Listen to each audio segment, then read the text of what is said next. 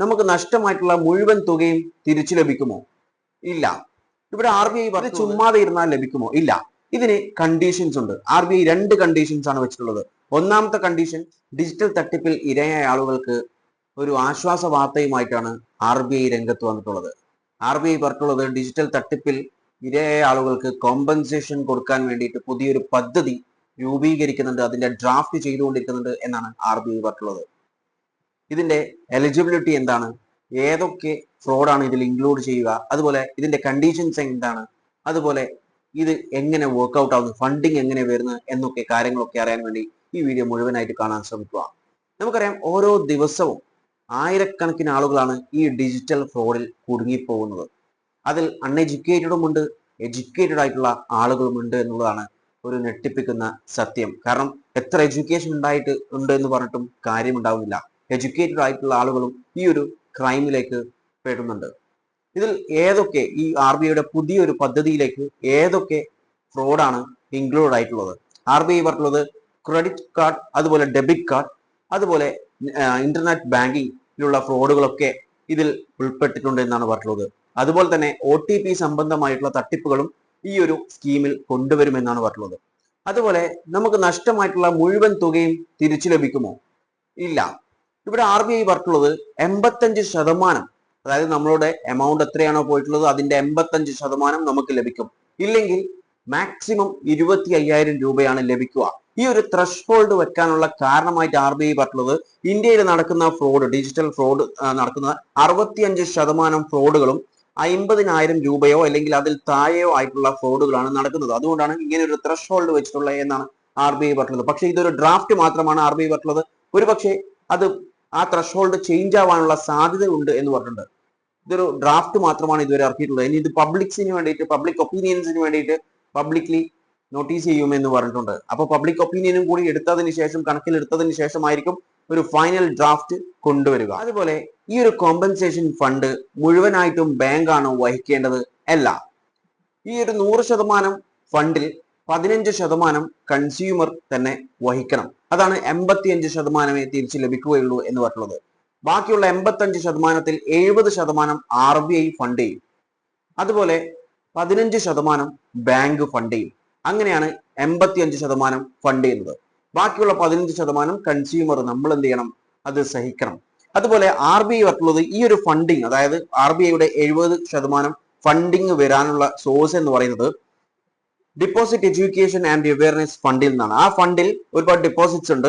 അത് കൂടുതലും വരുന്നത്, ആ ഒരു ഫണ്ടിലേക്ക് വരുന്ന ഒരു ഫണ്ട് എന്ന് പറയുന്നത് അൺക്ലൈംഡ് ഡിപ്പോസിറ്റ്സ് ആണ്. അതായത് ചില ഡിപ്പോസിറ്റ്സ് ഉണ്ടാവും, ഡിപ്പോസിറ്റ് ബാങ്ക്സിൽ ഉണ്ടാവും, പക്ഷെങ്കിൽ അതിന് ആളുകൾ ഉണ്ടാവില്ല, ഉടമ ഉണ്ടാവില്ല, അൺക്ലൈംഡ് ആയിരിക്കും. അപ്പോൾ ആ ഫണ്ടൊക്കെ വരിക ഈ ഒരു ഡിപ്പോസിറ്റ് എഡ്യൂക്കേഷൻ ആൻഡ് അവയർനെസ് ഫണ്ടിലേക്കാണ്. അപ്പോൾ ഈ ഒരു ഫണ്ടൊക്കെ ഉപയോഗിച്ചിട്ടാണ് ഈ ഒരു കോമ്പൻസേഷൻ ഫണ്ടിലേക്ക് അവർ RBI കോമ്പൻസേറ്റ് ചെയ്യാനുള്ള ഒരു ഫണ്ട് ആയിട്ട് കാണുന്നത് എന്നാണ് പറഞ്ഞിട്ടുള്ളത്.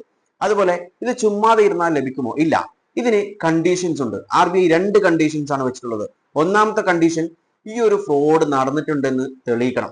അതിനുള്ള സംവിധാനങ്ങളൊക്കെ RBI തന്നെ ചെയ്യുമെന്നാണ് പറഞ്ഞിട്ടുള്ളത്. അതായത് കൃത്യമായ ഇൻവെസ്റ്റിഗേഷൻസ് ഒക്കെ നടത്തി ആ ഒരു ഫ്രോഡ് നടന്നിട്ടുണ്ടെന്നും നമ്മളുടെ അക്കൗണ്ടിൽ നിന്നും പണം പോയിട്ടുണ്ടെന്നും RBIക്ക്, അതായത് ത്രൂ ബാങ്ക് എന്ത് ചെയ്യണം? അത് പ്രൂവ് ചെയ്യണം. അത് പ്രൂവ് ആയി കഴിഞ്ഞാൽ മാത്രമേ നമുക്ക് പണം ലഭിക്കുകയുള്ളൂ. രണ്ടാമതായിട്ടുള്ള കണ്ടീഷൻ പറഞ്ഞിട്ടുള്ളത്, റിപ്പീറ്റഡ് ആയിട്ടുള്ള ഒരു ഒഫൻസ് ആണെങ്കിൽ അവർക്ക് പണം കിട്ടില്ല. അതായത് ആദ്യത്തെ ലൈഫ് ടൈമിൽ, ഇത്രയേ ഉള്ളൂ, ലൈഫ് ടൈമിൽ ഒറ്റ തവണ ഈ ഒരു കോമ്പൻസേഷൻ കിട്ടുകയുള്ളൂ. അതായത് ഇപ്പോൾ എൻ്റെ അക്കൗണ്ടിൽ നിന്നും ഫ്രോഡിലൂടെ ഒരിക്കൽ പണം പോയി, പിന്നീട് കുറച്ചു കാലം കഴിഞ്ഞിട്ട് വീണ്ടും പണം പോയാൽ എനിക്ക് ആ കോമ്പൻസേഷൻ കിട്ടില്ല. ആദ്യത്തെ ഫ്രോഡിന്, ആദ്യത്തെ ഒരു ക്രൈമിന് നമുക്കുള്ള ഫണ്ടിങ് കിട്ടും, കോമ്പൻസേഷൻ കിട്ടും. രണ്ടാമത് റിപ്പീറ്റഡ് ആയിട്ട് ഈ സംഭവം നടന്നു കഴിഞ്ഞാൽ കിട്ടില്ല.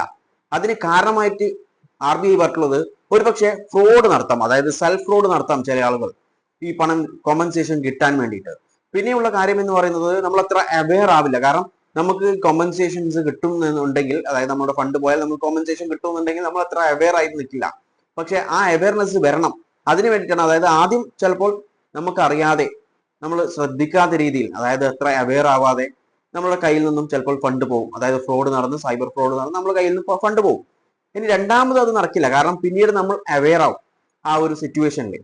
പിന്നീടും അവെയർ ആവാതെ വീണ്ടും ഫണ്ട് പോയി കഴിഞ്ഞാൽ പിന്നെ കോമ്പൻസേഷൻ കിട്ടില്ല എന്നാണ് RBI ഇവിടെ പറയുന്നത്. RBI ഇവിടെ പറഞ്ഞു വെക്കുന്നത് ഇത്രയേ ഉള്ളൂ. ആദ്യത്തേത് മിസ്റ്റേക്ക് ആണ്, രണ്ടാമത്തേത് മിസ്റ്റേക്ക് അല്ല. മിസ്റ്റേക്കിനുള്ള കോമ്പൻസേഷൻ നമ്മൾ നൽകും, പക്ഷേ റിപ്പീറ്റഡ് ആയി കഴിഞ്ഞാൽ നൽകില്ല.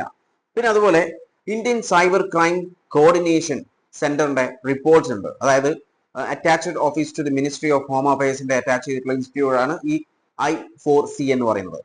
ഇവരുടെ റിപ്പോർട്ട് പ്രകാരം 2024 മാത്രം ബ്ലോക്ക് ചെയ്യപ്പെട്ടിട്ടുള്ളത്, അതായത് ഡിജിറ്റൽ അറസ്റ്റ് കംപ്ലൈൻസിൽ ബ്ലോക്ക് ചെയ്യപ്പെട്ടിട്ടുള്ളത് 1700 സ്കൈപ്പ് IDs ആണ്. അതുപോലെ 59,000 വാട്സ്ആപ്പ് അക്കൗണ്ട്സ്, അതുപോലെ 9.69 ലക്ഷം സിം കാർഡ്സ് ബ്ലോക്ക് ചെയ്തിട്ടുണ്ട്. അതുപോലെ 1,32,000 IMEIs. ഇതൊക്കെ 2024 മാത്രം ബ്ലോക്ക് ചെയ്തതാണ്. ഇവിടെ RBI പറയുന്നത് ഓരോ ദിവസവും കഴിയുന്നതിനെ ഈ ഒരു സൈബർ ക്രൈം, സൈബർ ഫ്രോഡ്, അതായത് ഫൈനാൻഷ്യൽ സൈബർ ഫ്രോഡ് അധികരിച്ചു വരികയാണ് എന്നാണ് പറഞ്ഞത്. അത് കുറയുകയല്ല ചെയ്യുന്നത്, ഓരോ ദിവസം കഴിയുന്നതിനെ അധികരിക്കുകയാണ്. അതുകൊണ്ടാണ് പീപ്പിളിന് അവയർനെസ് കൊണ്ടുവരാൻ വേണ്ടിയിട്ടാണ്, അതുപോലെ നഷ്ടം ആളുകൾ മാത്രം സഹിക്കാതിരിക്കാൻ വേണ്ടിയിട്ടാണ് ഈ ഒരു കോമ്പൻസേഷൻ കൊണ്ടുവരുന്നത്. അതായത് ആദ്യത്തെ മിസ്റ്റേക്കിന് വേണ്ടി അല്ലെങ്കിൽ അവയർനെസ് ഇല്ലായ്മയ്ക്ക് വേണ്ടിയിട്ട് മാത്രമാണ് ഈ ഒരു കോമ്പൻസേഷൻ.